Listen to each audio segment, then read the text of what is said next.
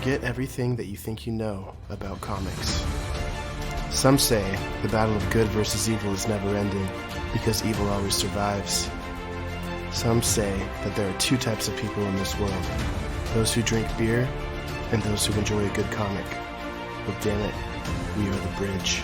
And to that we say, cheers. We are your guardians, your watchful protectors from everything mundane. Because in the real world, you either die a hero, or you drink long enough to see yourself become the villain. There's a war going on out there. How can you be sure you're on the right side? The ageless debate of what's right and wrong brought to your headphones with the simplest of solutions. With great beer comes great responsibility. And we accept that responsibility. For in brightest day, in blackest night, no evil shall escape our sight. We are Hop Heroes, bringing the relevance of great beer and comic book stories to light. Hello and welcome to another edition of Hop Heroes, the show where we talk about our favorite drinks and our favorite heroes. I'm your host, Jordin, and with me as always, we have talented artist and comic enthusiast, J.R. Gonzalez. What's up, Jordan? What's up, Boo? How you living today, man? Pretty good. Easy morning so far, having fun. Easy Sunday morning? Easy Sunday morning. I did buy a lot of comic books this week that are probably more expensive than I should have bought, but, whatever. Not a kid. Yeah. How's Amber feel about that? She's fine with it as long as we have money in the bank. As soon as that starts to deplete, that's when she starts to get a little upset. But, I got Spider-Man 2099, the first issue from 1992, the very first issue, so, that's something. Do you have it? Do you have it with you to show the picture or no? I don't have it with me. I can grab it though, but we'll do. What's the Clayton one you were showing me? The Clayton Crane. So this is the Amazing Spider-Man. Well, they redo the Spider-Man stuff. Like they redid the numbering, and so this is the current volume of Spider-Man coming out. This is Spider-Man #1, and this is what they call a virgin cover. So that means there's no title, there's no numbers, there's nothing. It's just the art of the artist. And I actually got this one. He signed it for me. And so I bought this for like $20. I think it's running around $50 right now to get anywhere. So I bought some more like this from Clayton Crane. I've actually met Clayton Crane. I don't know if you could see my art poster right there that I bought a print from him not too long. I bought that in 2010. The Spider 2099 was like it's from 1992, so I had to have it, so I bought it off of eBay. How regularly do you check like the value of the items that you've purchased in the past and like the difference? Like, do you know like how much you're up or down? Like, yes, on a regular basis. I've been doing that a lot lately, particularly because I spend so much time with Action City now and doing all their social media, and so anytime I like I post something of their books, I want to double check that I'm not posting like an old price of their books. I mean, I posted an Immortal Hulk that came out in 2018. I have that book, by the way, but it jumped from $25 to $100 in the last 2 months. So we posted it at 25. Someone snagged that up right away. And so thank God, he has some more, so we were able to post some more. But yeah, I gotta kind of keep an eye on it. I keep an eye on my stuff because I'm trying to downsize my comics. I have like a whole garage shelf full of comic books over here on this side, and when you're talking 13 years of buying comics, you're gonna have quite a bit. So your stock is up, is what you're saying. Your stock. I do have some that are really expensive. A lot of them are Spider-Man stuff, which I won't give up. But I do have. I just sold a Hulk one, and then I'm looking to sell some other ones that are just not like I'm not tied to it. So sure. Right on, man. Yeah. Well, congrats on the new comics. That's Comic Economics with JR. A new segment that we'll introduce. Talking values. And then our third host, Zach Barlow, is unable to make it this week. But that meme where there's a little keyboard with the blue button that says upgrade, then you click it, and then we get something better. Well, that's what happened this week because we got our good friend, supporter of the show, and fellow podcast host of the Fantasy on Tap podcast, Nate Mcallister. What's up, Nate? How you doing, buddy? Hey there. I appreciate you saying that I'm an upgrade from Zach. I don't know if I can fill those shoes, but I'm going to give it my damnedest for sure. I think Zach brings a very good thing to your guys' podcast here. So I don't know if that's what I can bring, but I'm gonna bring something. I'll tell you that. And thank you for letting me on. I really appreciate it. I've been wanting to get on here for a long time, and I'm really excited to talk geek things with you guys.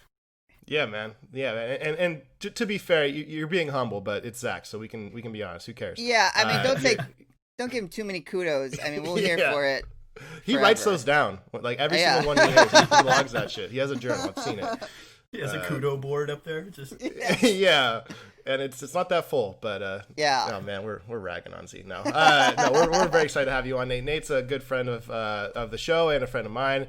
We've known each other for a few years now, and resides down in Cali in the Wineland. And he has a podcast called Fantasy on Tap where they drink beer and they talk about fantasy football. Which, I mean, what else could you ask for? So normally we do an origin story. Like, tell us your origin story when we have a guest on. But I kind of want to know the origin story, not of your career or your personality, but your mustache. Like, where the hell did that come from? Because I've never seen you rock something like that before. So the origin story, it goes way back to Friday night. Friday night, I usually rock kind of a shaggy beard. I've had that beard for quite a few years.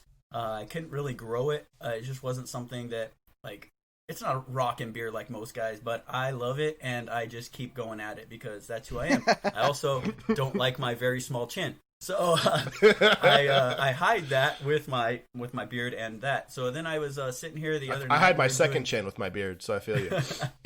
So we were recording the other night, me and my buddies, Boogie Borges and The Foot on the Fantasy Football Podcast, which you talked about. And we were...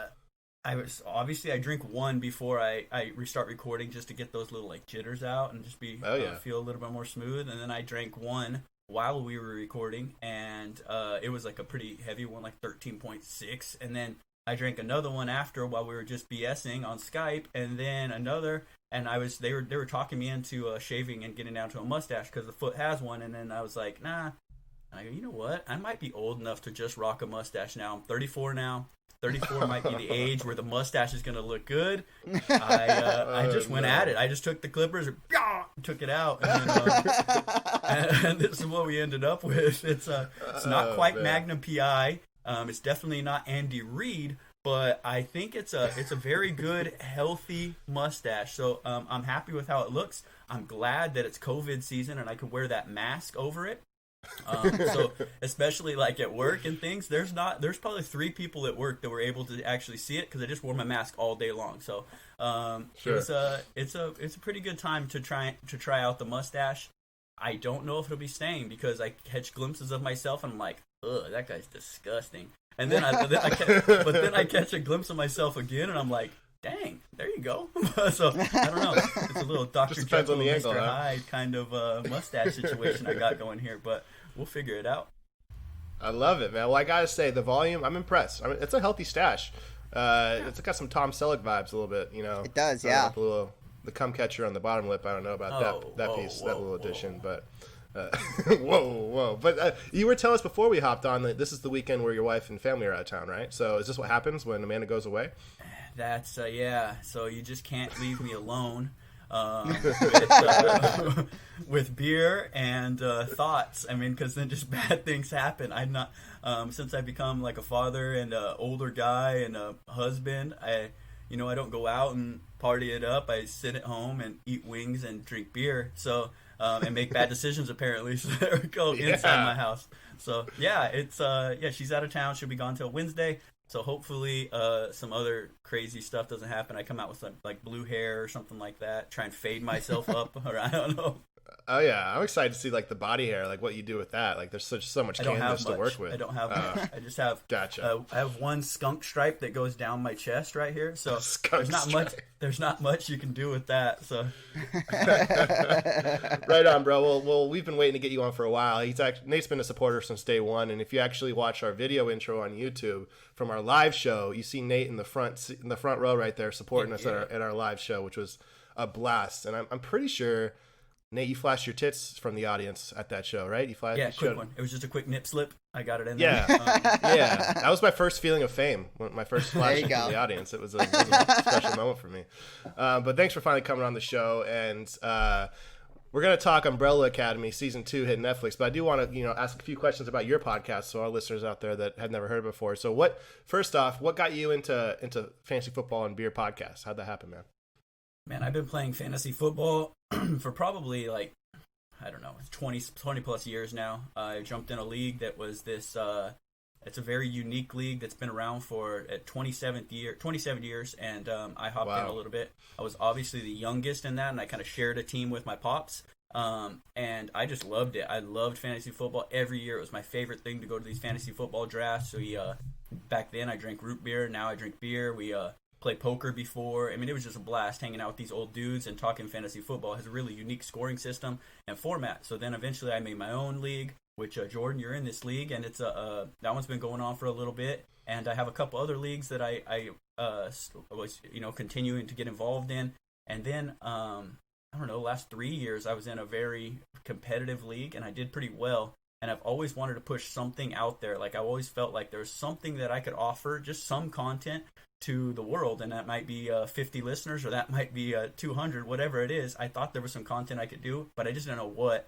And then eventually I was like, you know what, fantasy football, I think I have a little I have some information in this space that people might take away from. So I decided to finally get that going. It was a little bit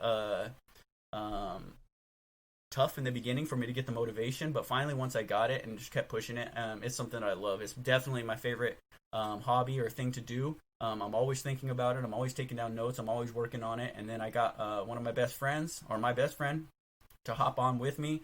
And then another really good friend as well, the Foot. And we just made something that's fun. It's a beer, which we love. We love talking about a little bit of beer. And then we talk about fantasy football on there. And it's a good thing. I think we have a good spot in the industry where we're not those like super geeks who just crunch numbers, because those guys are amazing, but they are very talented. And then we're not like that novice, like entry level stuff that says, hey, go draft CMC number 1 overall. Like that's not what we're trying to talk about. We're trying to get a little bit more in depth. We're going right in the middle, and that's what we're shooting for. So we just like to have a good time, put out at least one pod a week, and when the season comes, it should hit rolling into 2. But we want to go all year long and just talk about football, fantasy football, everything about that, and then sometimes a little bit of beer. Yeah, man, awesome. And if you guys have never checked it out and you are into fantasy or just football in general, it's a blast to listen to. They have a lot of fun.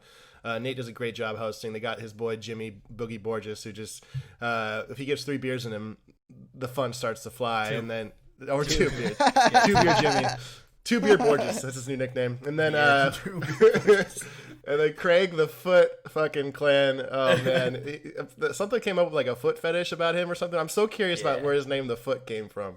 It was a foot fetish deal. He told me when we first met, it was a long time ago, that he had some like foot fetish deal, and I don't know if he thought it wouldn't stick in my mind, but I'm that type of guy. Like, you give me information like that, it's sticking around. And so it came back, and we got in it, and we're like, Craig, man, like, do you really like those feet? And he's like, yeah, man, I like feet. And he's like, so it got into like a conversation. And so I was trying to figure out what I'm going to call him. Jimmy, for whatever reason, wanted to be called Boogie Borges.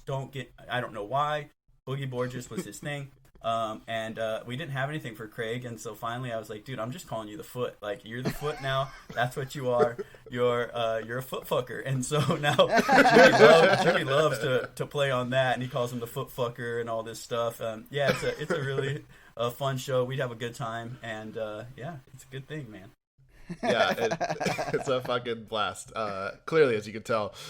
So we won't go too deep. This isn't technically a football podcast. We have some football interest, but what would you say is the best value right now in the first 5 rounds versus his ADP? Like, who do you think is the person out there? And ADP stands for average draft position. So who's getting drafted at a spot where you should go and grab him because it's an incredible value? Like, who's your boy? I didn't know you were going to try and put me on the spot here, but come on now. Of course. I would have to go. It has to be a wide receiver. I think there's the running backs in the top 3 rounds. You got to pick your 3 guys, and you got to find a running back, at least 2 of them in those top 3 rounds. And there's a lot of guys. You just got to believe in them. So I'm not going to say a running back is like that incredible value. I really think Allen Robinson, he falls to a great value. You can get him in like the 5th or even the 6th, and that guy legitimately could be a wide receiver 1 for you. But you could snag a guy earlier, like Cooper Kupp or even like OBJ, and then pair him up with Allen Robinson. I think feel really confident, even if you have to go running back heavy early, because I think that's the strategy this year. So I would say Allen Robinson personally. I think he commands an elite amount of target share on that team, and he's going to be an absolute target monster. So just with volume, he's going to be a low floor type of guy, and if he gets the touchdown basis on there, I think he's going to be a high ceiling as well. So Allen Robinson's the guy I'm going to say. Put it in. There you go. Put it in, baby. That's the kind of insight. Final answer. That's the kind of insight you're going to get from them, man. Yeah, I think that's great, because I always thought Allen Robinson was kind of a scrub, but you've turned my mindset on him. He's more intriguing. I just don't like a quarterback situation, but he's overcome that in every situation he's ever been in. So he has. I agree. That's a great call. JR, any football questions you have with your lowly Patriots over there? That half his team decided they don't want to play this year. It's been kind of a rough start to the season. I mean, even back, obviously starting in March. So, I've kind of taken a little bit of step back when it comes to football. I mean, I guess I should ask, how do you feel about, Nate, how do you feel about the Patriots situation? I mean, I have my personal feelings, but how do you feel about it's hard to talk about. How do you feel what they're going through right now? What they're going through. I kind of got jacked up about the Patriots. I was really thinking at first that Bill Belichick had this scheme. He was going to play Stidham out there, lose, and then get Lawrence. I thought maybe that's his mind frame here. How could you go into a season, have Stidham on the roster, then also your backup is Hoyer. Who knows, one of these guys is going to start your team. You can't feel comfortable with that going in.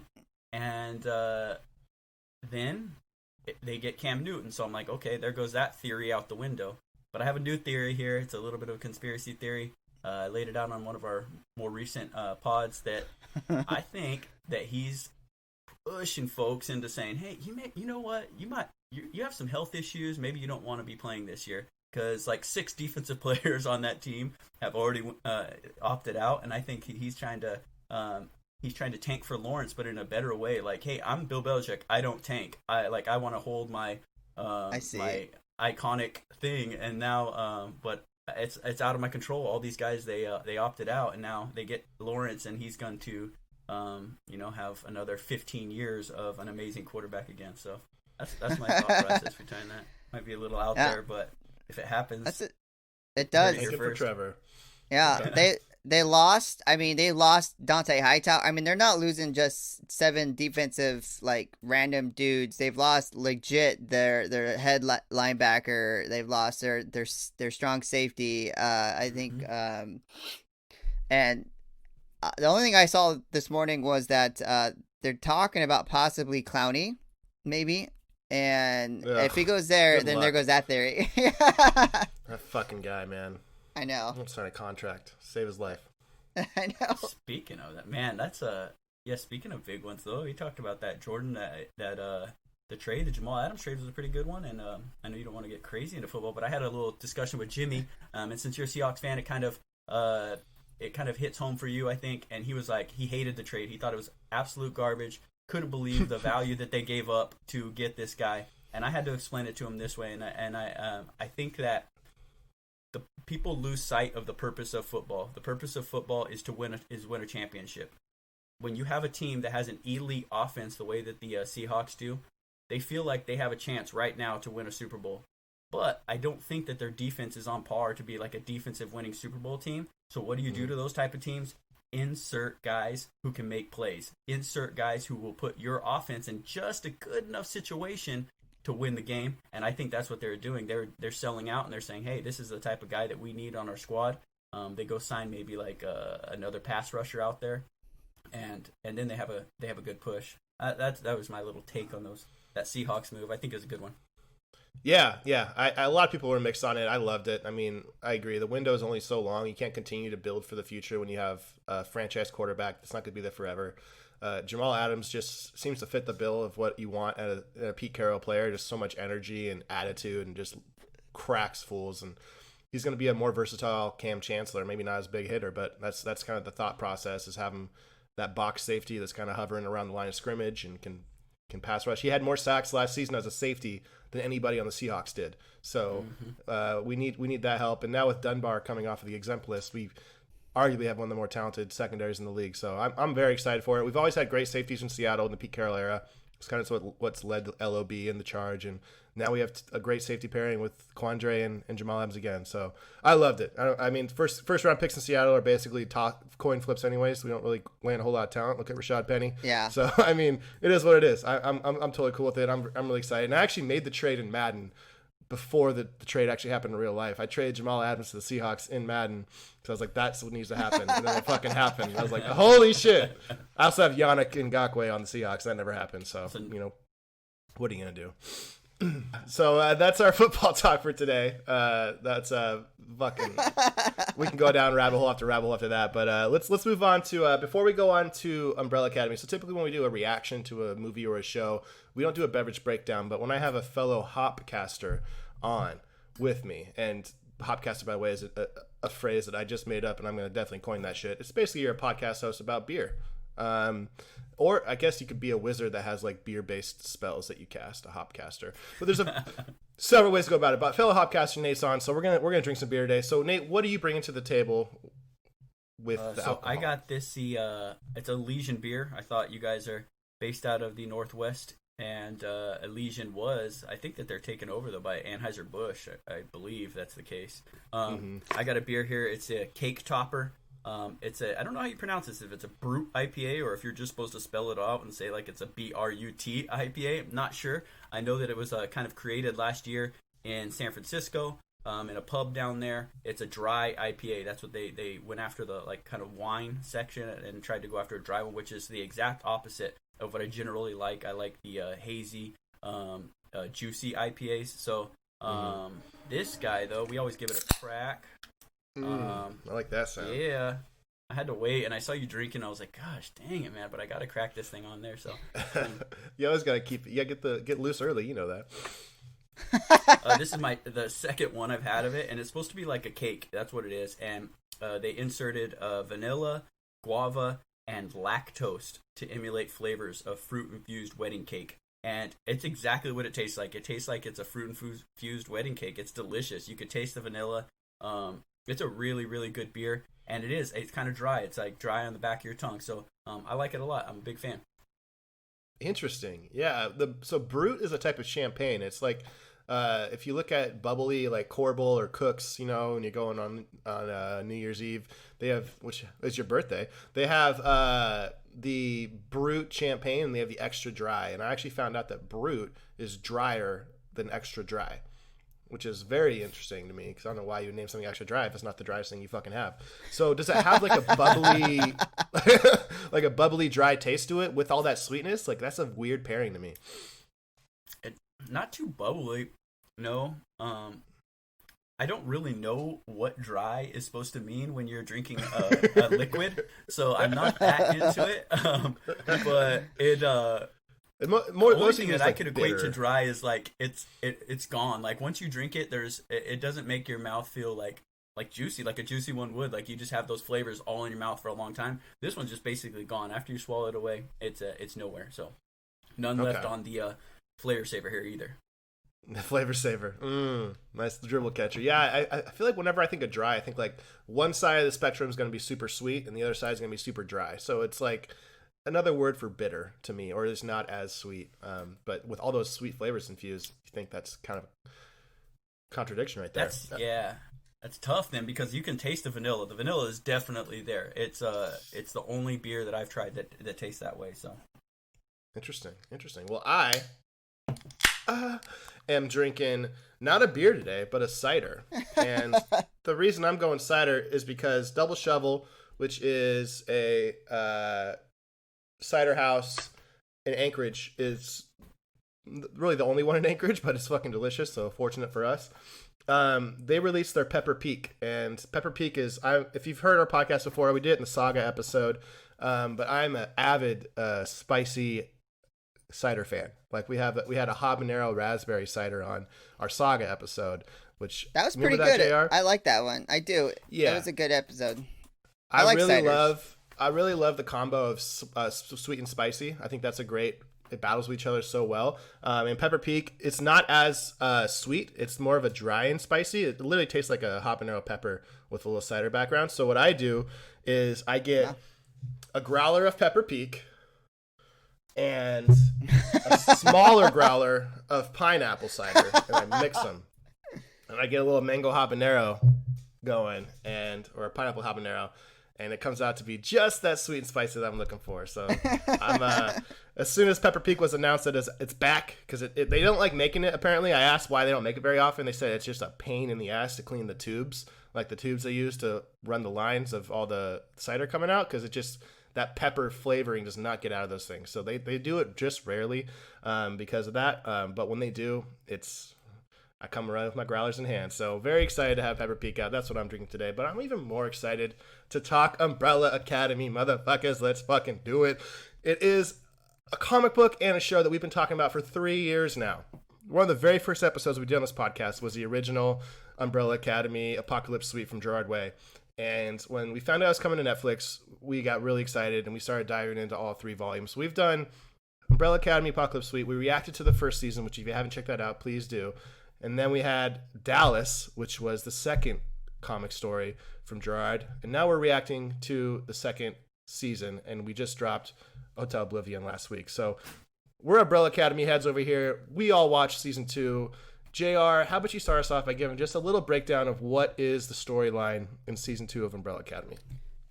So season 2 starts where obviously season 1 ends, and that's where they are trapped in 1963 Dallas. Did I get that right? Because I did not pay attention to the date. Well, they dropped off in different dates, like in the show. Different times of the year, though. Like one was like 1 month prior, one was 2 months prior, one was almost a year, right? 11 months, I think, is what. I thought they'd been there longer than a year. Because I think Rumor was there for a couple of years. Yeah. I think it was like a year and a month was the largest distance between the. Yeah, so they're out in Dallas, and this is obviously a really important time in history because this is the year that Kennedy, John F. JFK gets assassinated, and all of them, like I said, are separated, and so they're kind of lost in their own world. I mean, Rumor gets married. Spaceboy becomes like a. What do you call those? Fighter for hire, bare knuckle underground brawler. street fighter. Yeah. Klaus becomes, which I love. Klaus becomes a cult leader. I mean, it's like, I was like, Klaus makes me laugh through the whole series, but he becomes a cult leader. 5 is like just. I think his is more recent, right? So his was only like a couple days. So he's trying to figure out how to get everybody back because there's a doomsday coming. So their time there causes a doomsday with again, they brought it with them basically. The underworld comes with the Umbrella Academy. And Vanya is like stuck on a farm because she almost gets hit by I think, which is one of the worst names I've ever heard. It's called Sissy. And I couldn't stand it. I couldn't stand it. When her husband calls her sis, like that's where I get weird. Yeah, dude. When you call your wife sis, I hated it was the worst. So I mean, but it's 1963 Texas, so maybe that's what they were trying to portray. That actress was on another TV series with Giovanni Ribisi on Amazon that they don't longer make anymore, called Sneaky Pete. But Sneaky Pete was a good series. But anyway, so they're trying to figure out how to solve this, and at some point they realize that Hargreaves, their father, is there, and they think that he's actually behind the JFK Kennedy. Kraken, Diego, which is I guess the Batman version of the Umbrella Academy, is trying to stop the assassination, and so goes after Hargreaves really hard. He's actually ended up in a mental institute with I don't know, I guess. At this point, if you haven't watched it, you're going to miss out. So there's going to be a lot of spoilers in this. She's like an assassin for hire, undercover to infiltrate, the Umbrella Academy because the handler is back. She survived her shot to the head, which I don't know, by Hazel and Cha-Cha. And that's kind of like a little bit of a different story from the book. In the book, Dallas, Hazel, and Cha-Cha are actually pretty much more of a prominent figures. And in season 1, Hazel and Cha-Cha are more prominent than in season 2. In fact, they're dead. And Hazel's helping Five realize what's happening in this storyline. So, but yeah, there's Hazel a lot and Cha-Cha going on. They were gruesome characters in Volume 2 of the comic book story. And they weren't even in Volume 1, if I remember correctly. They were introduced in Dallas, but they were in season 1. Like, that's one thing they've done weird with this, is like the story, the theme of each season is that volume. Like, the theme of season 1 was Apocalypse Suite, but the characters were combined from Volume 1 and Volume 2. And then season 2, the story arc is Dallas, but their characters from Volume 2 and Volume 3 are combined. Like, they're kind of like taking pieces from everything and building their own story. And the one thing you said about Diego's girlfriend, or Lila, I believe her name was. Yeah. Was she in the comics? I don't remember her at all. Or was that just no? That's a whole different storyline. Even in altogether, I mean, that's a whole different storyline. The handlers are different because it's the guy, the fishbowl guy, is more prominent than the current handler. So they've changed some things in there, from between the story. I feel like they've elaborated. That's why when we talked about it, Carmichael is the guy with the fishbowl head, and we talked about background stories and character background stories. I think this was much more. They've done much more of a job than actual comic books did. I mean, the comic books is almost pure action, and they've done some background stories here and changed some stuff. They've changed a lot of. It's like they took a big leap forward and then they brought it back. You know what I mean, in the story a little bit. And they really elaborated on Dallas. In the comic, they're in Dallas, but not like as much and as well. And number 5 in the story is actually the one that's supposed to assassinate the JFK, and that changed. Which was kind of happening in the show a little bit. The older 5 was getting the sniper already before they started fighting and everything. So that was a little nod. But it wasn't such like the guiding force to why they were in Dallas, and because he didn't want to do it, right, in the book number 5. So that kind of was the guiding story to the book, was like number 5 changed all this shit around from not doing the things that he did, and in this story it's because all of them landed. I mean, Vanya is way more involved than this. I mean, she's in a wheelchair the whole time in Dallas. Don't get me started. We'll talk about Vanya. Jesus, I have so many thoughts. So that's like kind of the breakdown of the storyline. And Nate, you have been an observer of the show, but you haven't read the comics. Is that correct?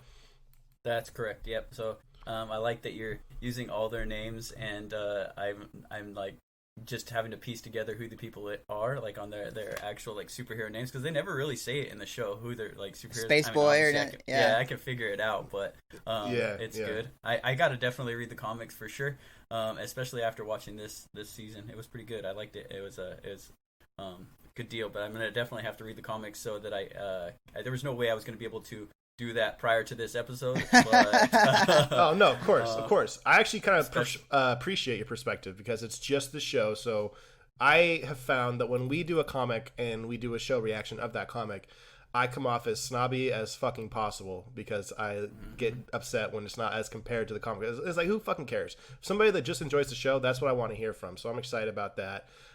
What were your thoughts after season 1 coming into season 2? What were you like? Were you excited? Were you expecting some greatness? Did you really enjoy season 1?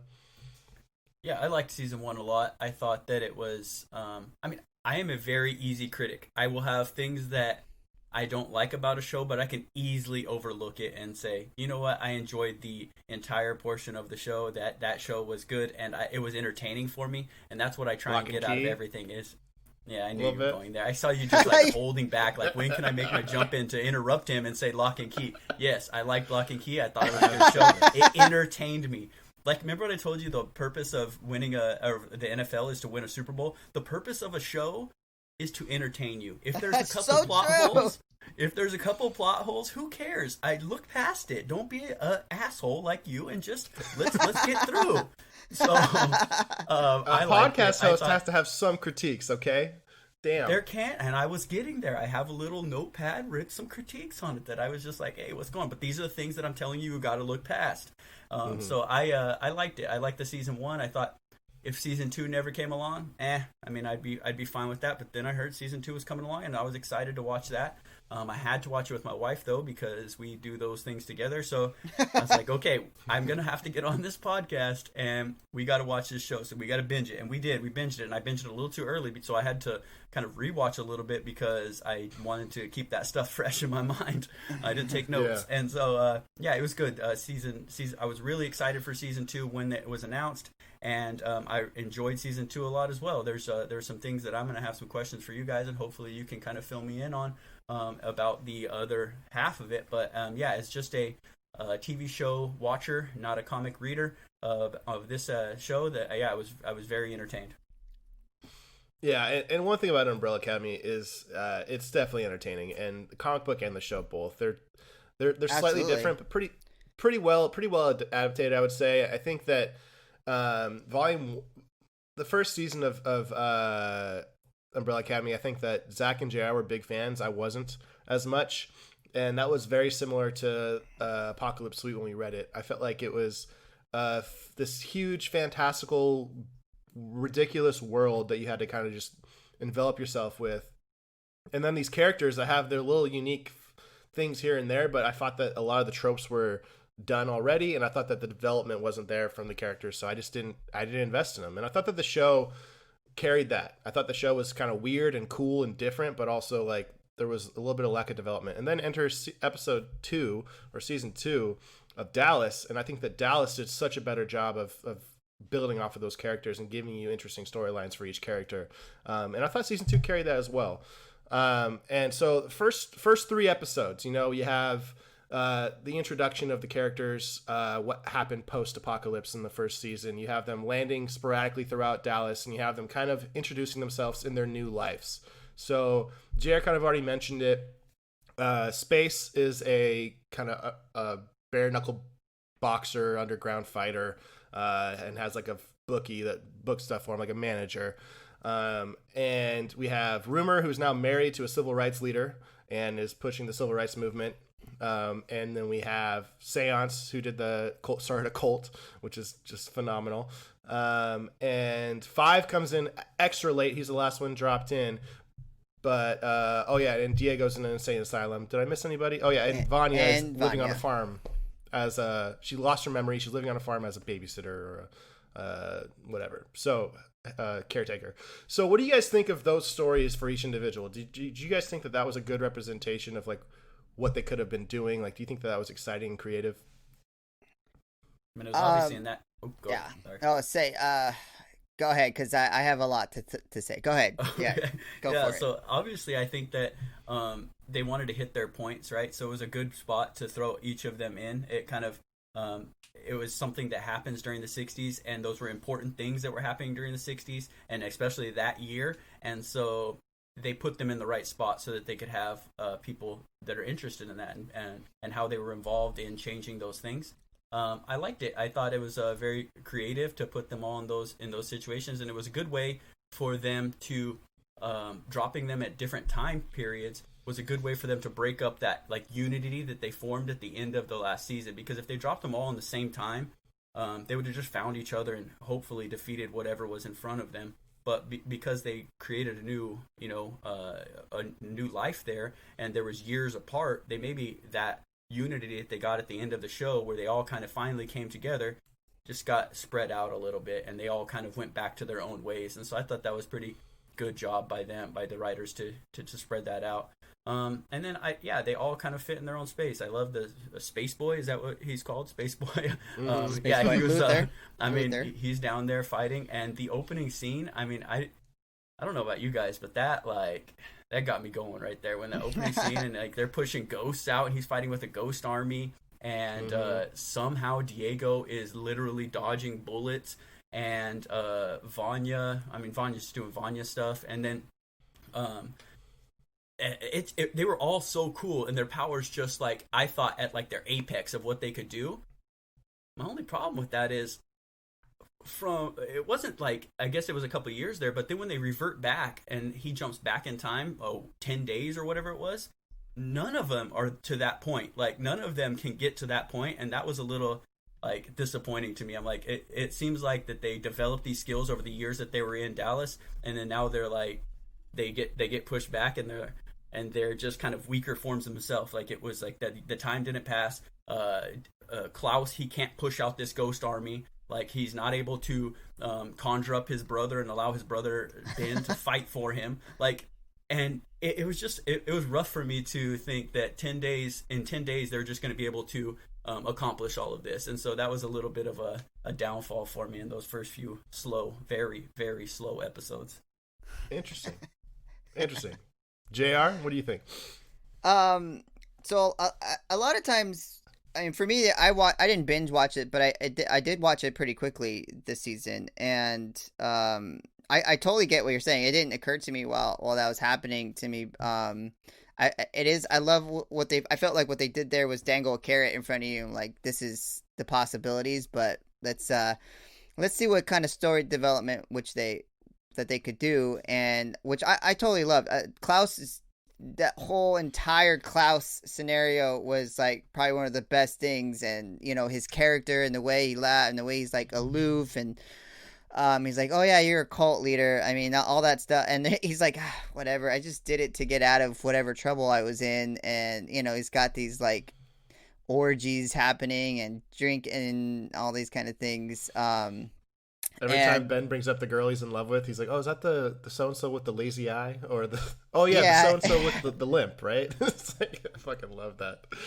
Yeah, and I thought that was great. I thought Klaus and so Seance and Number 5 were the best characters. I mean, Number 5 throughout the whole thing, I felt, is carrying a lot of the show and is directed with him, and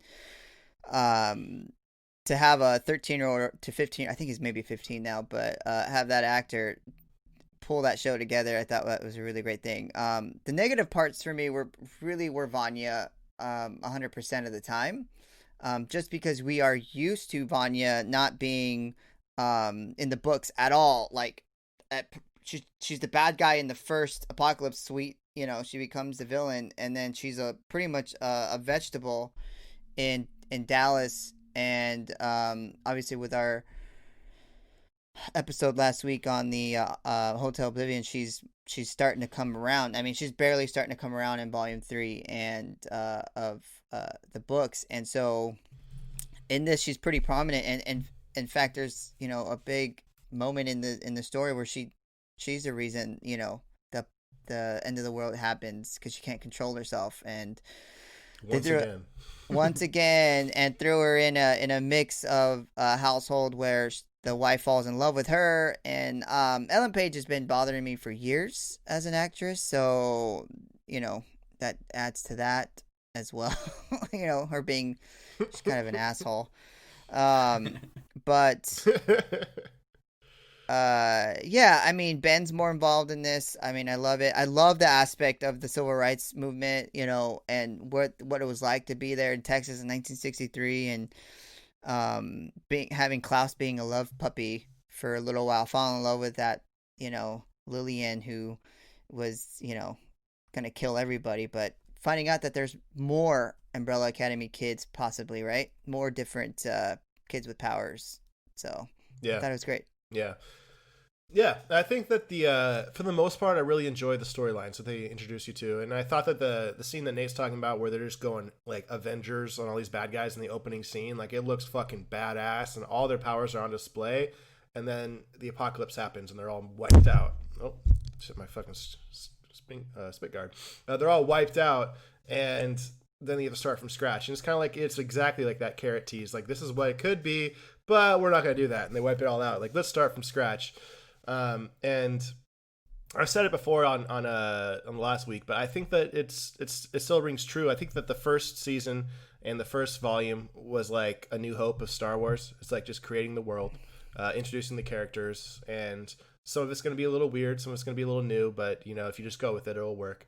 And then volume 2 in Dallas was like Empire Strikes Back, where the action was there in the very beginning, but most of it was character development, cool storylines. You find out Luke's Vader's son. Hans gets put in fucking the kryptonite, like all, or not kryptonite, but the whatchamacallit, the carbon.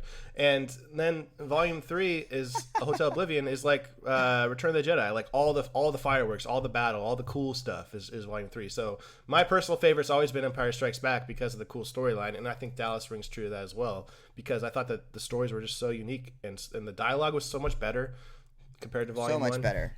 I was laughing. And the stories are just more interesting. The one thing, so I loved all the stories. Vanya whenever that storyline happened, I just checked out. Like I couldn't get into it. But also Space, I thought was a missed opportunity. I thought that when they made him like the bare knuckle boxer, like tough guy, like that's just not who he is. It never has been. He's incredibly sensitive, and I know that they were trying to like play off that as a joke, but I don't think Tom Hopper is a very good actor. So I don't think he can play that like kind of doofus role very, very like smoothly. I think it's kind of just like forced. And I thought if he would have been like in a pottery class or something, like something super sensitive, like trying to find himself and then had to play out of that and become the badass again, I thought that would have been way cooler, as opposed to starting as a badass and then slowly dwindling into the sensitive person he is throughout the season. But that was the only missed opportunity. Did he really change into like sensitive, or did they just make Diego and him just incredibly like stupid? Like they dumbed them down all the way to a point where you're like, okay, I don't even really care what they're doing in the story. They're only going to bring their powers eventually to try and help them out. And that's a good point. They kind of made it like Mark Ruffalo in Infinity War. Like they tried to make them the comedic relief when they're not normally that. And you already had plenty of that with Seance and with 5, really. Like you had plenty of comedic relief. Yeah. You didn't need to make Space and Diego dumb and try and make it funny as well. I think that was a stretch. So I agree. I think that was they did dumb him down. Like they got really just, and at a certain point they stopped investing in Space's storyline. He was just around eating food. That's true. Yeah. Which is kind of a nod, because in Dallas it starts off he's super fat. Like he got depressed and just ate cookies and watched Maury all day every day. Yeah. And he got huge, which I was hoping for, but they never got to that point.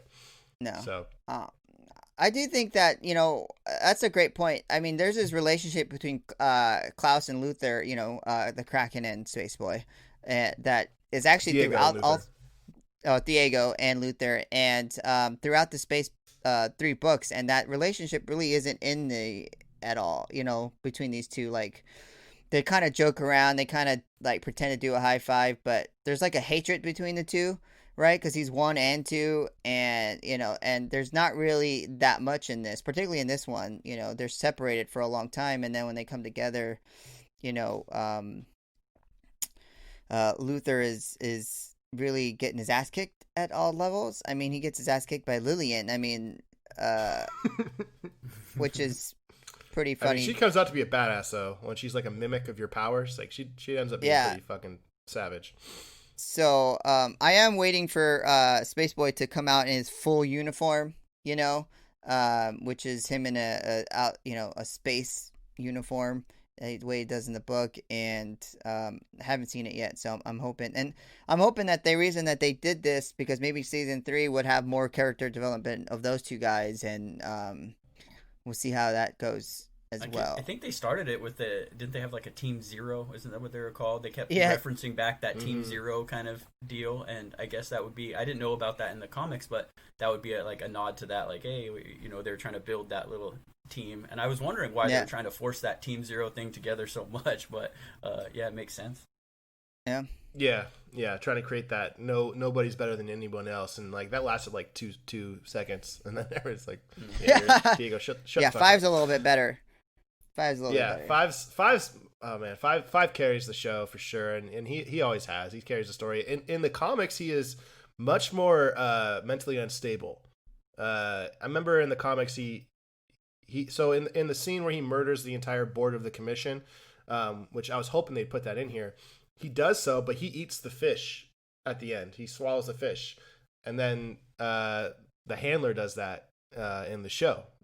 Swallows the fish, which I thought was a little different. But also, after he does that, he goes into like this state of depression where he's literally just boozing and watching. He has, I don't know if it's Pogo, but he has a monkey dressed as Marilyn Monroe singing "Happy Birthday, Mr. President" to him in the comic. Remember that, JR? Yeah, he's a little nuttier. And I think they try to portray that. Yeah, it goes a little bit crazy, and I think they try to portray that with when he met himself in Dallas. and it comes up with that, like, you get the symptoms, which I thought was hilarious that they put that on the screen, his symptoms, and then the last one is like psychotic rage, which was I thought that was very clever. But I think they try to portray that from the book into the TV series with that when he tries to meet himself, and he starts to go a little crazy. I mean, when he kills the board and he's sweaty and he's bloody, and then he starts to fight himself. I thought that was pretty cool. But I love 5. I mean, his time travel powers are amazing. Yeah, and as soon as he slowly gets to, like, at the very end, he kind of learns how to master them a little bit better. And once he can master that, like, seconds instead of decades of travel, like, he's virtually unstoppable. Which 10 seconds. All you need is 10 seconds. Let's talk about the Swedes. So this is something that was interesting to me, because I don't remember these from the comics, but the Swedes were like these timeline assassins, essentially, hired by the Commission, right, to correct the timeline. So I don't recall them from the comic, but were these supposed to be like the gas mask gang? Yes, that's in the comic.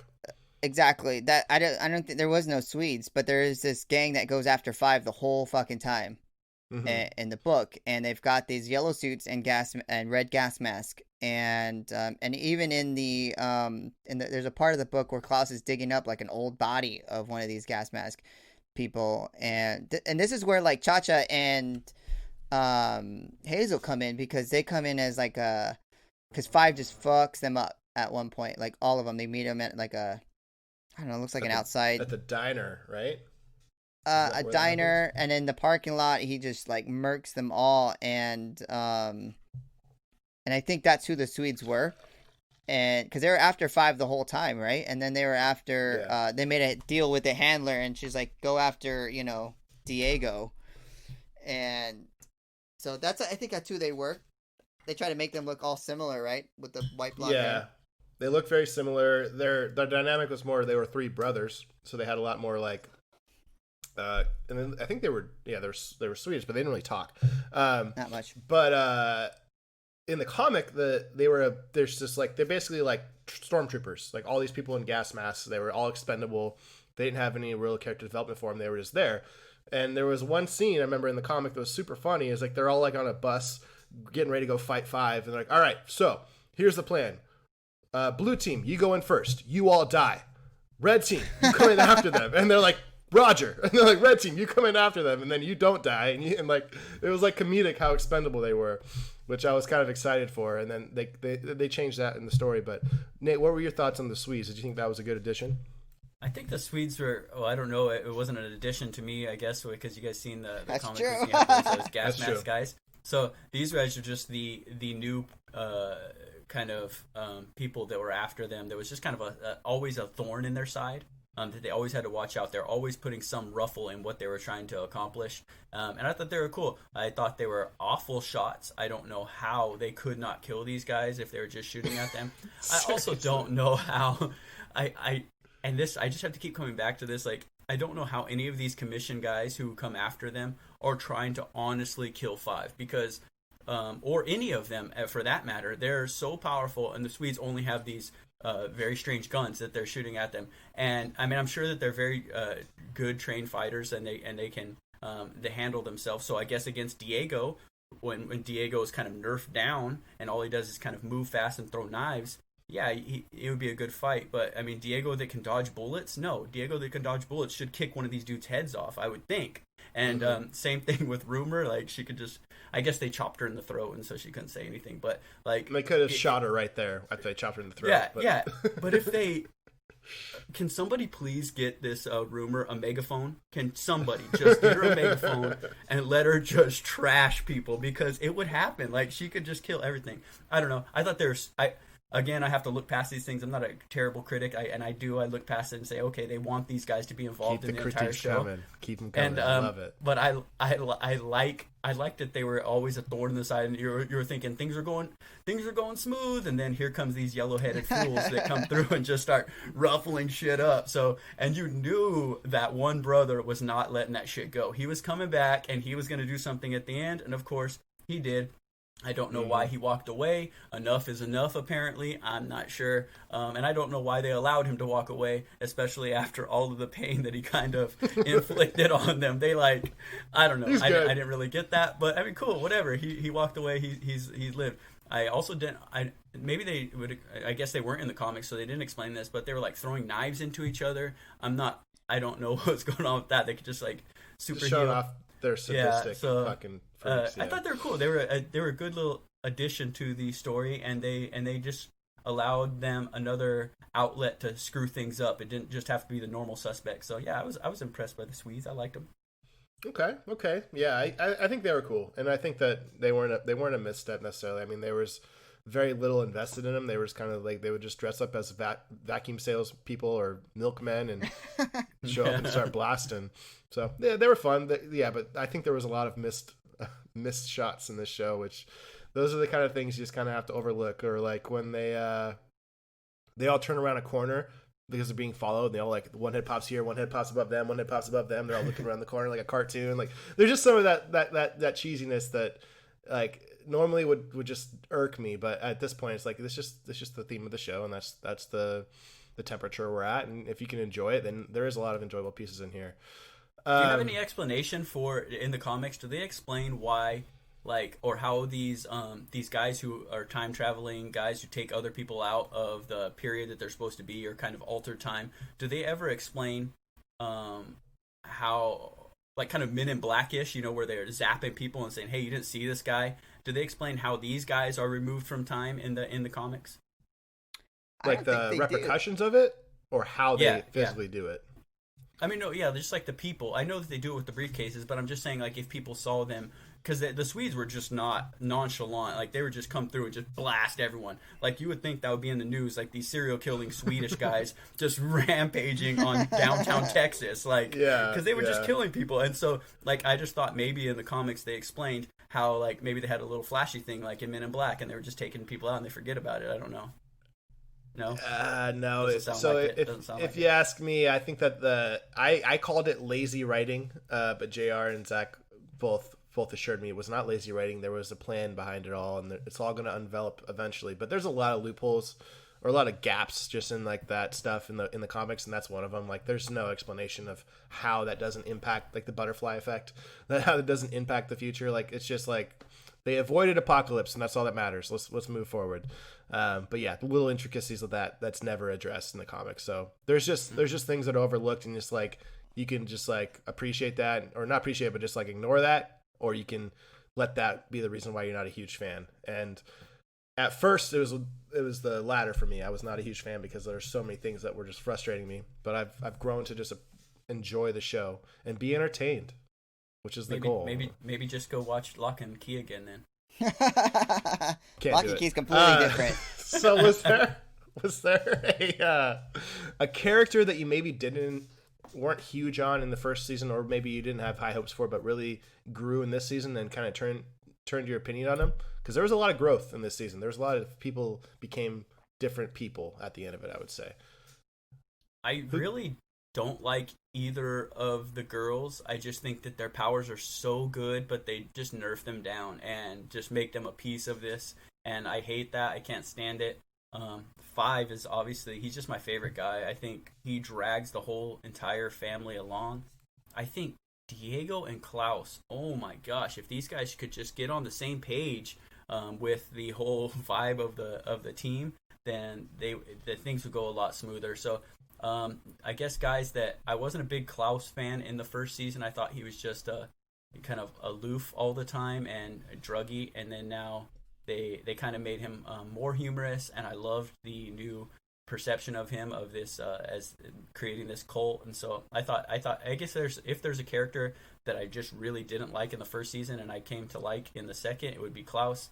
And if there was one that I liked more in the first season and began to not like as much in the second, it was definitely Diego, with his infatuation on being this superhero. And I think they made a good point where they were like, I don't remember if it was 5. I think it was 5 said, he's like, take Batman and then shoot lower or aim lower. And it was a good one. That was hilarious. Yeah, that's what he is. I mean, he was just too infatuated, and his hair was awful. So yeah, that was my guy. Just cut it. I mean, I know they have barbers. They have barbers. Get that shit off your head. Get Nate like 6 beers, he'll cut it for you, bro. Exactly. What about you, JR? I felt. I mean, I felt a lot of the characters went. I guess if we're gonna take steps, like I felt Klaus took like 5 steps forward. I felt 5 took 5 steps forward. I think Luther took 2 steps back. I think Diego took 2 steps back. I think Vanya didn't take any steps because she was already like already one of the worst development characters in the show. I'm not sure why they chose Ellen Page for their character. I'm not sure why they're pushing for her to be like this almost antagonist, but yet she can't seem to understand. I mean, all she had to do in the show was go with 5 and leave a family that she's like, you're gonna destroy this family. You can't take them with you to the future. So I don't understand what you're doing. And I felt like that was the worst thing. I do like Rumor. I felt Rumor stayed the same for me. Rumor was, in the book they talk about her being omnipotent, which is she could be extremely powerful. And I think they in the book they kind of hold that off as well. They kind of put her in like this cage a lot of time in the book and don't let she's in the book she's worried about her daughter, or she's worried about she's like Jean Grey kind of.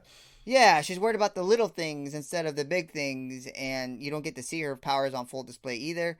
So I felt like it kind of stayed the same for me. But that was kind of, I felt like the show took a 5 steps forward. I mean, I was giggling and laughing the whole freaking time. I mean, like I said, the cult thing was freaking an amazing write-in. It's like, I mean, there's a lot of culture and diversity in this series, so I think a lot of people can latch on to that as well. Some of it does feel forced. We've talked about that in the past where,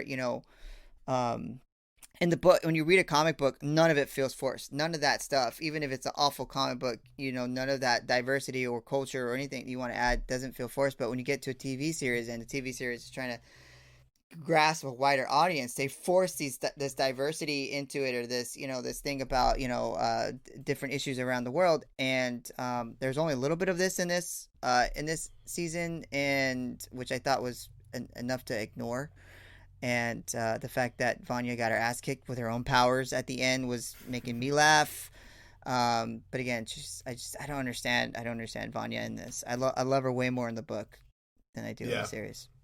Yeah, Vanya was a huge swing and a miss, and if I have to see Ellen Page's pouty face one more frame, I'm gonna lose it. And is it just me, or does she have freakishly long arms? I don't know why I feel like that. Well, talk about not. You guys struts like her arms are fucking just down by her knees. It seems. I think it's like. her walk. She doesn't. She is perpetually down all the time, so she just like walks like that as well. It's like she wears everything in her body, so she's just kind of like. She's not my favorite character, and then she's always super nice too. She's always super nice. Like, guys, I mean, I'm just here, and I just love you. I love you guys so much, but then I'm gonna blow shit up again. I know. Damn you, Vanya. I'm also taking a time bomb, so right. And talk about not getting your hair cleaned or washed or cut. You guys giving Diego a hard time. He was in an insane asylum. Thank you very much. She's been on a farm getting fed. Okay. Speaking of which, on the farm, nobody was a farmer in that household. There was a salesperson and a stay-at-home mom who was tending to the farm. They just live on a farm. It was an autistic kid. He was out there. He was on the till all the time out there. They didn't show that stuff. He had the donkey too. He had one out there. I mean, he was doing that stuff. He was the real breadwinner. I think that was some forced child labor that they need to try and investigate over there. That makes sense. Seriously. Yeah, that was rough. That was rough to watch. There's another hole. When does that happen? Oh, hey, we hit this lady. She's knocked unconscious. She doesn't remember who she is. Why don't you become our indentured servant over here? We'll give you some food. You're going to talk to the kid, take care of him.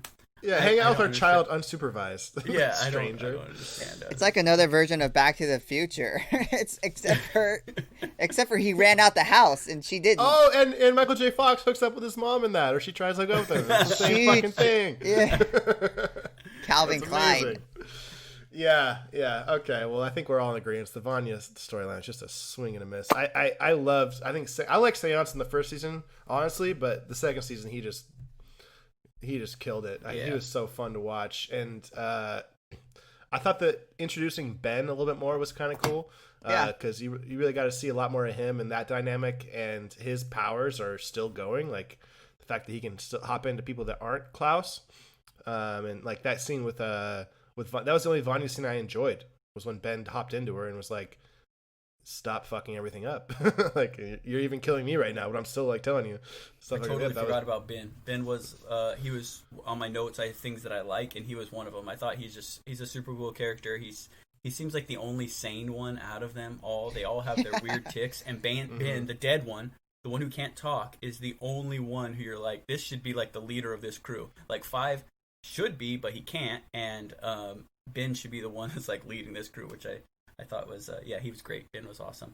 Yep. Yeah, and they never touch on how he died, even in Not the comics. Yet. Nope. Yeah. It's such a mystery. No, it's such a That was mystery. one of my other questions. My other questions was, how did Ben die? Nope. It starts with them like mourning his monument, like, and they never explains what happened, but they're always like, it's not your fault. Like they're always telling each other it's not their fault. Like, so something happened, a mission went wrong. That's all we know. But the horror. His name is the Horror, and I always get into this every episode. But the Horror is his name, and he has tentacles, and the Kraken is Diego, and he has no tentacles. Like, it drives me fucking nuts. Like, the Kraken makes no fucking sense. But what is Diego's true power, though? He can manipulate flying objects or things? He's that Batman. He doesn't have any powers, but he does stop bullets. Jr. That was really weird to me. Like he stopped the bullets with his hand. Yeah, Like, I don't know. that? I think they gave him a little bit more in the show. In the book, he's more like Bullseye to me than anybody. You know who Bullseye is from Deadpool? Mm-hmm. Yeah, Colin Farrell, dog. Or wait, no, I thought that was Daredevil. Daredevil. Yeah, Bullseye. That's what I said. Daredevil. You said Deadpool. Oh, sorry. Whatever. Daredevil. Potato. Sorry. But yeah, he is. He reminds me a lot of Bullseye because of how he's able to manipulate kind of his swords. He could throw a pencil at you; it'd be deadly. In the book, and he's like that in the book. I mean, they really don't show anything where he can like lift a car or he can stop bullets in the books. I mean, in the books, he's sulking a lot, and he's after Space Boy and envious of Space Boy a lot of the time. So I think that maybe there's some more development there for him as well. We'll see. This is actually, I preferred Diego in season 2 than season 1. Season 1, Diego really annoyed me. And I think I was the minority in that front. I thought he was just too over the top, cheesy. And in season 2, they kind of humbled him a little bit, which I appreciated.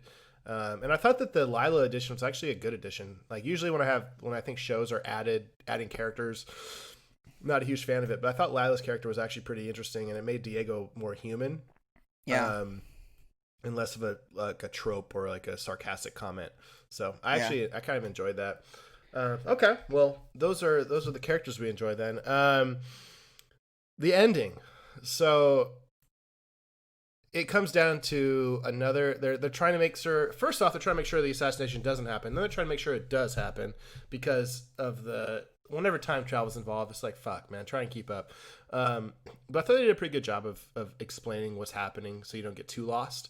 But what'd you guys think? I mean, I don't know. There's a whole lot that happens with Vanya that I think just really was stupid. And the whole Harlan connection with the kid at the freaking like farmhouse, that like when she's feeling something, he feels something, like I don't know. And then the assassination still happens. Like they don't avoid it, and then they find out there's a Sparrow group there, which is basically like the new Umbrella Academy, which is a nod to Volume 3, the book. So yeah. So let's start with Nate. Nate, what were your thoughts on the conclusion? Is it what you were looking for or not? I have one quick point to make about it that I thought was very. It's like the Lord of the Rings, where everyone says that, hey, why didn't they just fly the eagles all the way to the Mordor and drop the every time? Yeah. Okay, so I have one. Why did it take Diego stumbling into that switchboard area to figure out that it was Vanya, and Vanya was going to blow it up, and then that's what was going to happen, and everything was going to go that way? When 5 has all this knowledge of working for this people for years, and his powers and abilities that he couldn't somehow sneak into that place and figure this shit out. Like I don't know, that was my one thing. Like he could have figured it out all the way. Said, oh, it's Vanya. We go find Vanya. Vanya, hey, just stay out of there. They're gonna try and get you. They're gonna put you in this chair. You're gonna blow up. Something, like. And that was my one point where I'm like, I don't know why he never thought of that. Five's so smart. He always has all the answers, and that seems like the most obvious answer. Hey, how do we figure out what's gonna happen? Oh, I know of this switchboard that tells me what's gonna happen. Like I can go check that shit out, and I have powers to like jump in and out, and people can't catch me. Yep, that's where I'm going. I don't know. I think that this is where we insert the best character of the season. That's Herb. Herb is the best character in this fucking season. Yeah. The fucking legend himself. Yes. And maybe Five didn't have a good relationship with Herb because Herb was what did it. Herb was what did it. Oh, what? You put this here? Hold on. Herb, and that underground weird resistance that he made was pretty cool. Yeah. I liked it. It was great. I love that part. But overlooking that again, here we go, putting the Nate helmet on and saying we're going to overlook the shit I don't like, or that I have questions about, and we're just going to enjoy shit. The end, just like in most movies or like teasers, and I know Jordan's going to give me some crap about this. I read the books, The Twilight, and I really like those. And they had this like scene in The Twilight where they showed this badass fight scene, and I thought it was really cool. And it was a really cool fight scene, and then you wanted that to finally happen at the end of the book. So of the book or the movie or whatever you're watching. And I was hoping for this epic fight scene where the team finally got together. They united against the the bad guys. You're making Star Wars reference, which I don't watch that shit, so I don't know about that. But you're saying that the Star Wars are going to come here and they're going to come fight them. Well, they got nerfed obviously by Vanya. She took all those guys out. Bam, they're all dead. Every one of those dudes are just smoked by Vanya. Took out the whole commission. Yeah, except somehow, we know how. They're standing there still. So I thought that there would be this great fight scene between them, and it was going to give an opportunity for Diego to dodge these bullets and go fight all those dudes. And then Five was going to become smoking around and taking people out. And then eventually Vanya would have to come and save the day and smoke them all out. And I thought that's how it probably would play out, kind of Avenger-esque, where Thor comes in and boom, smashes them all down. It didn't. They had the opportunity. They didn't.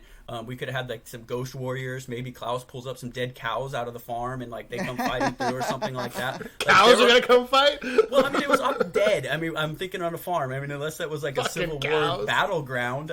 He's not pulling any of those ghosts out. But I just thought it was an opportunity. Ben could have been fighting, and they could have showed all of their showcased all of their abilities except that first scene. That's where we really saw them fight. So. That was my only disappointment about that part. They had some good fight scenes between, what was her name? Lila? Lillian? Lila. Oh, Lila. Yeah. Lila, yeah. They had good fight scenes between each one of them. They all had an opportunity to get a crack at her. But so that was good for me. I got a little bit out of it there, but I just think it could have, that whole fight scene was just a disappointment to me. Now, how they ended the show and bringing the Sparrow in and, a whole new view of how the show is going to go, because this one was honestly, the story arc was very similar to the first season. Hey, we're all dismembered. We all got together now. We're going to beat the bad guy. I don't think it's going to be that way in the next one, because obviously they already know who the bad guy is or what the antagonist is going to be in this one. So it's going to be, that was a great setup, and I'm very excited to see what happens in that third one. So I'm going to watch for sure. I guess that's how I feel about the whole thing. I thought it came to a decent conclusion. They were able to defeat the bad guy like they were supposed to. They avoided the apocalypse. I thought there was a little hole there, but all in all, it was good stuff. So before we go on, JR, who was the bad guy to you? I think it was the leader of the commission, or she took the the handler. Yeah, the handler. That was her. Yeah. When maybe she ate the fish guy. So. I don't know about that guy either. This fish guy is now leading shit. I don't know where he came from, but now they didn't explain him at all. No, Fishbowl Head is just cruising through, and how his fish mind communicates with his actual body, no one knows. But because if that's Nate helmet, that is Gerard. That is Gerard-Way all the way. That's Gerard-Way. Yeah. She was obviously, I think, the bag. She already she killed that lady's Lily's family for no reason, just to get her. She was trying to get that other kid because she could see the power in him. So she was obviously the bad guy. She was the Joker to this show. For sure. And just for your reference, the fish-headed dude, I can't remember his name, Jared. What's his name? McCarthy?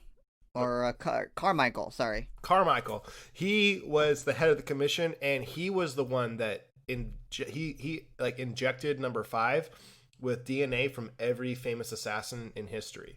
So like John Wilkes Booth, fucking Michael or David Chapman of Lenin, like all these huge, like the Franz Ferdinand assassination, all these huge assassinations. Yeah, there's a scene where he's like gutted. DNA. Yeah, he would like so 5 has like all of the blood of all the assassins of history in him, and that's why he's so talented and great, and like he's the what's reason that supposed to do for him? What is the blood supposed to do for him? It gives them or the DNA or the skill set, whatever. They don't really okay. they just like right. they like it's like kind of like a Stryker and Wolverine, right? Yeah, like he's the Stryker to 5's Wolverine kind of thing. Yeah. There's still a lot of fucking plot holes. Yeah. JR, what'd you think of the conclusion, man? I enjoyed it. I mean, I was there's only 10 episodes, so you start to get to 8, 9, and I really didn't want it to end. I wanted it to keep going, so I knew they were gonna leave it as a cliffhanger. There are some really like cool things that I saw in there that reminded me of the book. Like when they're eating the brains, so you see that picture coming down on the plates. Well, that's actually cover 1 of Hotel Oblivion, the original cover, not the variant cover. That you see those plates, so I caught that you get to see a lot of those little sneak peeks of the comic books, but I just the Vanya thing really was like annoying as fuck. I couldn't really stand that, but I love the Sparrow thing because I think it's going to add another element to which it did to us in the book as well. It's like, okay, what is going on? They're going to fight another set that's probably just like them. And to Nate's point, it's like, hey, you're get to see them actually team up together instead of being separate, and they get to like maybe put some of those powers to uses. I mean, the handler was really annoying to me the whole time. So, I mean, she wasn't. I mean, I don't know. She's just kind of the background person, right? That sets everything in motions. But not even the way that the end of the world was. Just that she just wanted her to be the leader again. She just couldn't stand it. So yeah, I thought the end was okay. It wasn't like I felt it was a teaser to the next season, episode 10. Really was the head or the first person we see from the Sparrow group, was that Ben? It was Ben. Is that who that was supposed to be? Yeah. Okay, I thought so. The hair was different. It was a younger Ben, right? So it was well, they had a picture of Ben up on the mantle, like right there. Yeah, right. That's Ben right there. So he must be like the number 1 of the Sparrow group then. So do you think because of the time travel, when they come back, they never actually existed, and so this was the new group that existed until they arrived? Like, is that where the Sparrows came from? Like, I was kind of confused on that. In the book, it's completely different. It's another. We don't know exactly where they came from, but it's like another competition. Like whether it's supposed to rival the Umbrella Academy. Yeah. I think in this one, Hargreaves is been. He sees those kids and he sees what they become, and he doesn't like it. So maybe he goes a completely different route and chooses completely different. And since Ben's dead, he didn't get to see Ben and didn't get to see how he grew up. So I feel like he picked a completely like, oh, I'm not going with this guy. I'm going to go with this guy instead. Because we know that there was more kids that were born at that time, but they all didn't survive. So maybe and that's kind of where, is it Lilac or what's her name? Lily? Lila. Where now there's more out there. And so now he's instead of choosing... This is his second, like his improved team because like, the first team didn't work. The first team's so stupid. Yeah, because he calls them kind of stupid the whole time, actually, Oh, he talks down to all of them. Yeah. That's like part of the whole Diego crying turmoil is that their father figure was a shitty father and just talked, like, made them feel like they were insignificant. What is he? He's an alien. So that was what I was asked. Did you expect that scene where he takes his fucking skin off? Obviously not. No, I had no idea that he was some sort of alien dude who just gonna eat him. So I was watching this with Sammy, and I was like, so in the comic he's actually an alien, but in the show he's just a human. And then at the very end, he like fucking rips his face off, and they show the back of his head, and he it kills them sounds all. like he's eating these fucking people. So JR can probably correct me on this, but in my experience, the comic, he's known to be like an alien mad scientist, but they don't go any further than that. No, and in Hotel Oblivion, I mean, they go to other planets, like after space, and things that he probably was. That's why he knows about all these things. Yeah, and there is a nod in the show that when it's showing all, like when his date, the mom is like looking through his stuff. Yeah, and he's like, and she finds the televator, like was right. one of like the things that's from Hotel Oblivion. The televator is a elevator that teleports you to a different dimension where he keeps all the villains in this huge hotel, like a prison, basically. Yeah. So if he has those powers, though, and JR's right that he said, hey, these guys are absolute lunatics. They're going to screw my Umbrella Academy up. And now we have this Sparrow of guys that I think I can control better, and I have another shot at it because I see how they turned out. Don't you think with those powers and that knowledge that he would just go through and kill these babies before they were, because he knows how strong Vanya is and what she can do and how she can alter things? Or does he like just think that fucks time up and that he can't go do that? Yeah, so he's not he doesn't have any superpowers as far as I know. I mean, he's an alien. I mean, he can kill a baby though.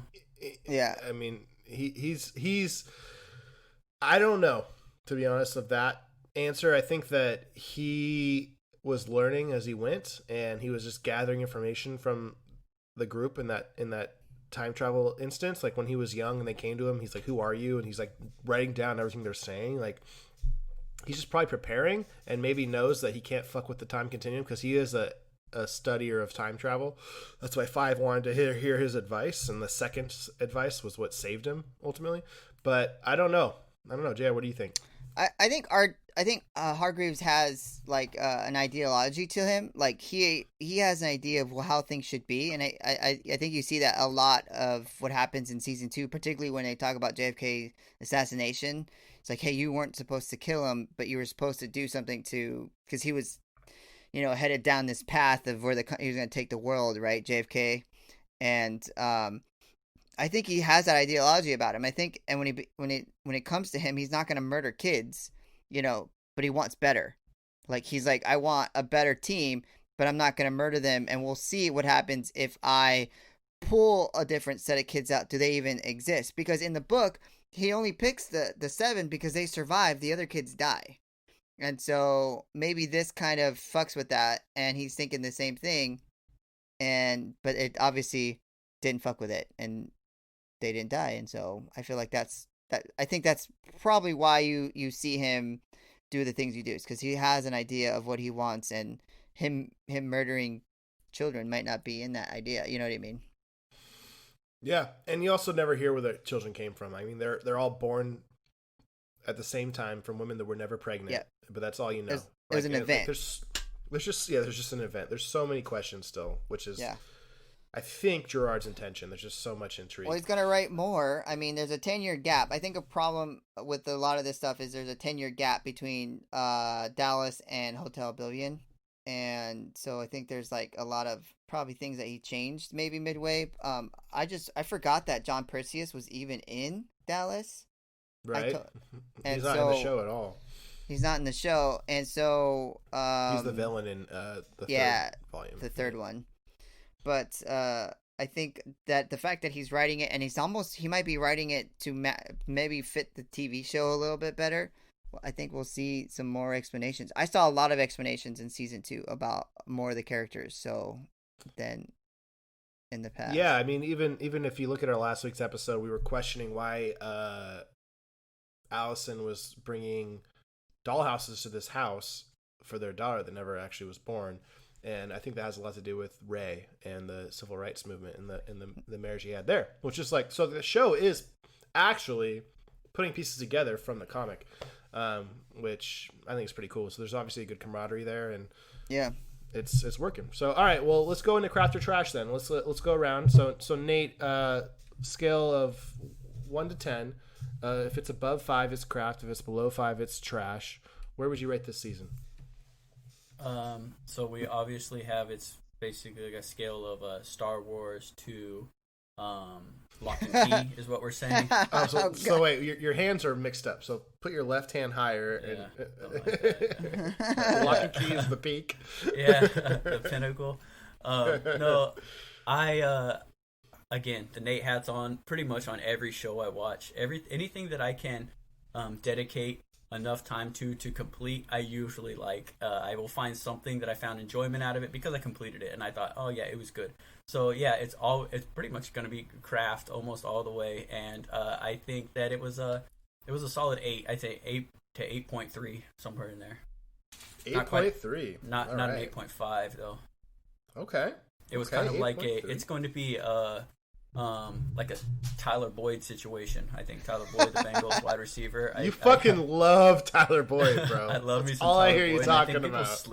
People sleep on him, but he's gonna have an above average season, and this was an above average show. It was pretty good. I liked it a lot. The Tyler Boyd of Netflix shows. I love it. GR? Actually, 8 was my initial throughout the whole thing. There's things to hate on it, but there's not a lot of things to hate on it. Lock and Key, unfortunately, where there's a lot of things to hate on. Not fucking show. But hey, Nate, you're not the only one. Doug from Action City loved that show too. So maybe I'm missing. My friend Marcus loved that show. So maybe we're just assholes, the three of us. Yeah, no, definitely not. There's no maybe about. It's the lead asshole right over there, Jordin. He's the lead one, and it just trickles down. I'm like less of the asshole. I like it. So yeah, I think an 8's a really great story. I love the fact that they. I was excited. I was excited the whole time watching that thing. I mean, I got to watch it by myself. Amber doesn't watch it, so I didn't have to like stop and explain stuff, or I got to kind of just enjoy it by myself. Late Friday night, I think I watched like 3 episodes. I mean, I didn't binge it, but like I said, I watched several in a row, and a lot of times when I watch TV shows, I could do multiple things because I'm busy all the time trying to do. This one, I had to just pay attention and enjoy it and be entertained, and so I think 8's a really good, solid number for that. Right on. Yeah, I'm usually the pessimist of the group, at least when Zach's not here, and. On this one, I was pleasantly surprised. I was not that excited. I was like, oh god, I gotta watch season 2 of Umbrella Academy. What? Because season 1 I just didn't think was that good, man. I thought it was just like it was like it's such a hater. It's a translation from the comic. There's a lot of misses. So I want to say, if we were just to listen to the audio snippets of all of you guys' discussion of the show and then listen to your ratings, I would be surprised. I was surprised with you guys' ratings with how you talk about it because of the gaps and the holes and the questions. But I have decided, and I did this in Dallas when I read it, I'm just gonna hop on. I'm gonna stop picking apart the reasons of why I'm frustrated, and I'm just going to put that Nate helmet on, and I'm just going to hop on board and enjoy the ride. And honestly, I enjoyed this season a lot more than I thought I would, and I was pleasantly surprised. Now, I gave it a 7, and the reason I gave it a 7 is because I think that there's still a lot of questions asked, and honestly, I think that Space is a joke, and he should be more of a prominent figure, especially with like he's supposed to be the leader of the team and he's just a joke in the show. But Vanya really just made me like Vanya's storyline is miserable. There's nothing enjoyable about it. Like her husband is a car salesman that's kind of a douchebag and kind of a shithead, and she's trying to draw this Southern belle away from him, like in a fucking lesbian love like triangle that has no explanation prior or after, and like the son doesn't speak, but all of a sudden they're linked. Like Vanya's storyline was the prominent storyline of all the characters, and it was the least interesting. And I thought it was a huge swing and a miss. So like if it wasn't for Vanya, this would be in the high 8s, I think. But she really brought it down. And then just Space. I think that they swung and missed on him as well a little bit, but he's still kind of endearing. So it is what it is. But everybody else elevated for me. From season 1 to season 2, I thought Seance took a huge step forward. I thought 5 was already great, even improved. I thought probably the biggest jump was Rumor. I didn't really care about Rumor, Allison in the first season. And second season, I really enjoyed the civil rights part of it. I think that would made it so much more it just gave grit and interest to it. So I really enjoyed season 2 compared to season 1, and I think season 3, Nate, is going to be all that we are looking for. That those fireworks, that action. Finally, the fireworks will finally happen, and I agree with that rumor take. I think the only thing that holds me back on her is that like she doesn't showcase what she can do. Like I love the behind the scenes, the underneath, like the grit as you call it. Like I love her relationship with Ray. She found this dude she loves, and she obviously loved her daughter in the other one. But like so she is as a person. I really love that. I hate that she just strings along. What's his name? Space Boy. Doesn't really ever poor old monkey chest Luther. I mean, he's not. I mean, if I was her though too, you got smooth looking Ray over there, like, hey, what's up, girl? And then you got Luther coming with those scarred up chest and a disproportionate body. I wouldn't go with him either. So, but yeah, that's the only reason. Who knows what his fucking junk looks like? Dude. It's if you haven't thought about it, I have. It has There's no way. I mean, he's taking that monkey fist, and he was on the moon for how many years? Going at it. I mean, dude, it can't be looking good. There's no way it's in good shape. No way. No, I mean, just mauled. Yeah, I agree. Zero gravity, like imagine what that does to a boner. Like Jesus Christ. Yeah, it's a great point. Interesting. So that winds up our score at a 7.8, which I think is strong. I think that's a good score for a good season of a show that honestly I've only heard raving reviews about. Everybody I've asked that's seen this season, they were really excited about it, and like the first question was like, did you see Vanya?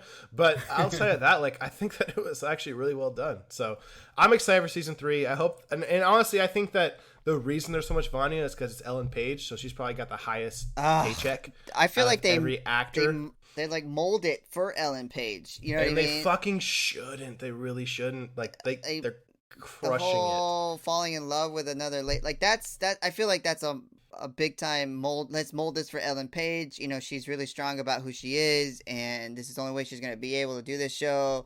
So yeah, we're going to get her to kiss girls because she likes kissing girls. And it's like, Vanya's not even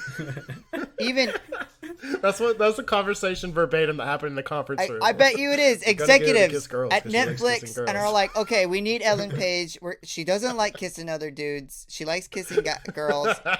The last dude she kissed was Bobby Drake in Iceman in X-Men 3, and that was like 15 years ago. And I forgot she was Kitty Pryde. God, she did everything. Yeah. Fuck. And I actually liked her as Kitty Pryde. She looked like that young, but now she just looks like a haggard homeless person. I can't tell if she's 20 or 50. Same. Yeah, exactly. I can't tell. She's 80. She looks 80. But should we go over what the audience... This is normally Zach's job, but since Zach is occupied. Oh, yeah. So Z's not here. So let's see. So season 2... I got Rotten Tomatoes for you. Oh, you got it pulled up. Yeah. What do we got? So Rotten Tomatoes has it sitting at 82%, which is an 8 out of 10. And then IMDb has it at 8 out of 10. So... And we're at 78. So we're right there. Yeah. We're right there. Enjoyed it, yeah.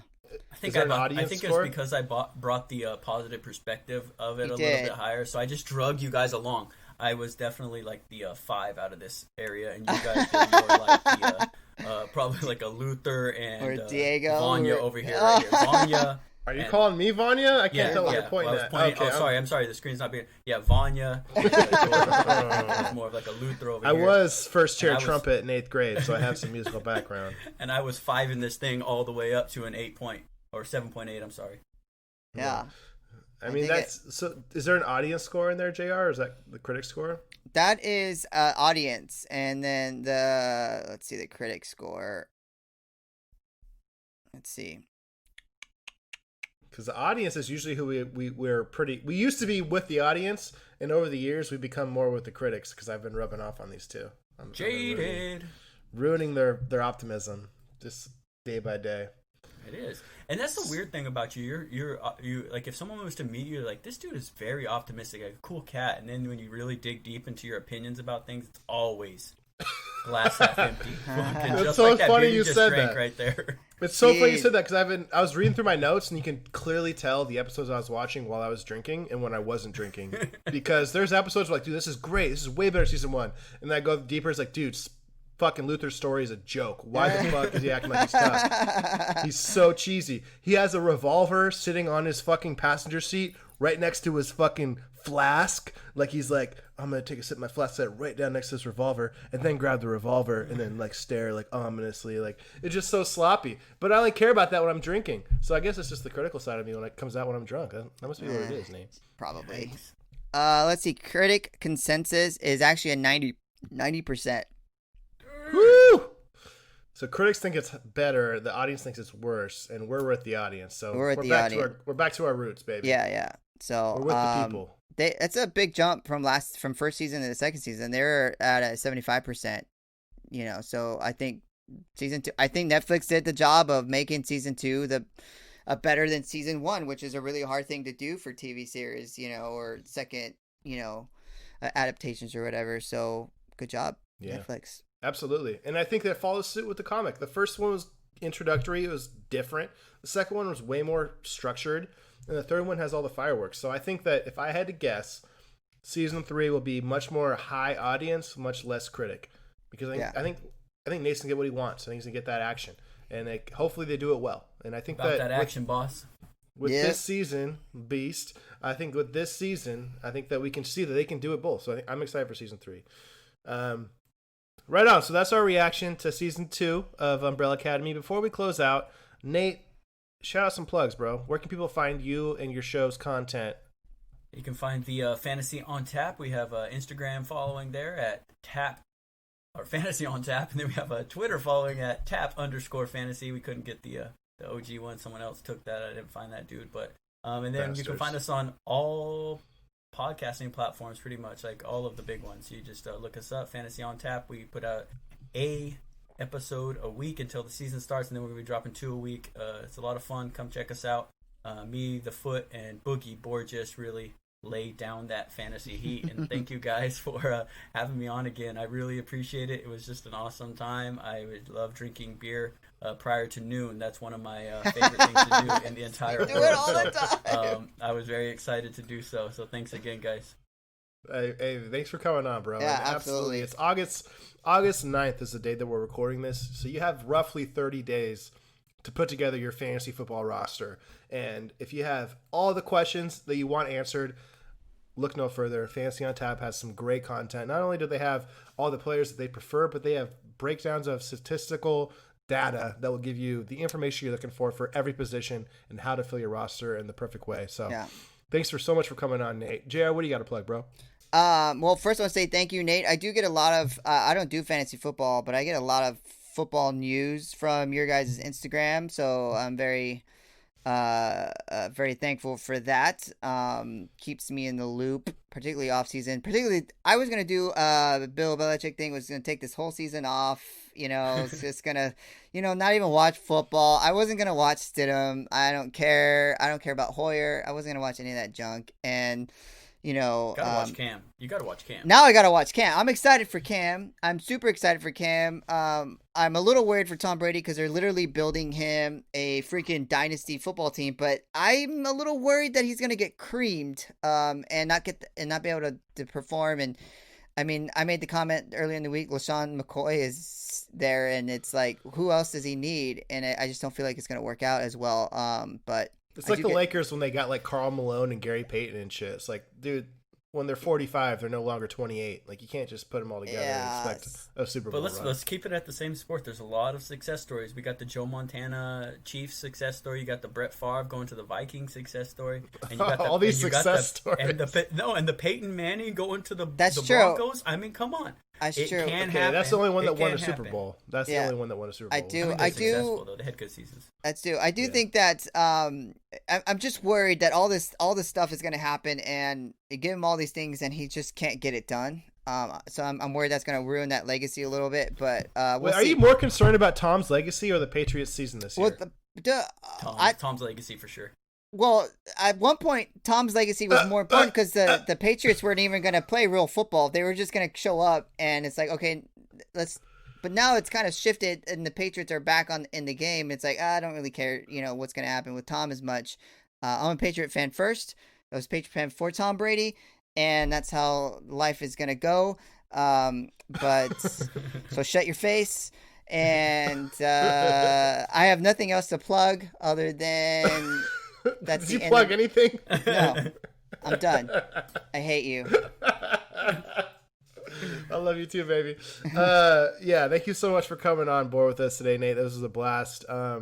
Everybody, go out there and watch some Umbrella Academy. It's a great show. We all had a fun time watching and talking about it. But as always, you can catch us at Hop Heroes Pod on Instagram and Twitter. You can find us on YouTube, and please listen to our pull box promotion we got going on, because we're trying to get some of JR's comics. JR's running out of room. He's got no more room for his comics. We're trying to get rid of them. Don't. So we're trying to find ways to get these comics into your hands. There's so much great content out there that you've never read before, and we're willing to ship it to you. So just leave us a comment, leave us a rating, leave us a review, or an organic post on your social media platform supporting the podcast, and we'll ship some comics to your door. But thank you so much for listening this week, and we'll catch you all next week.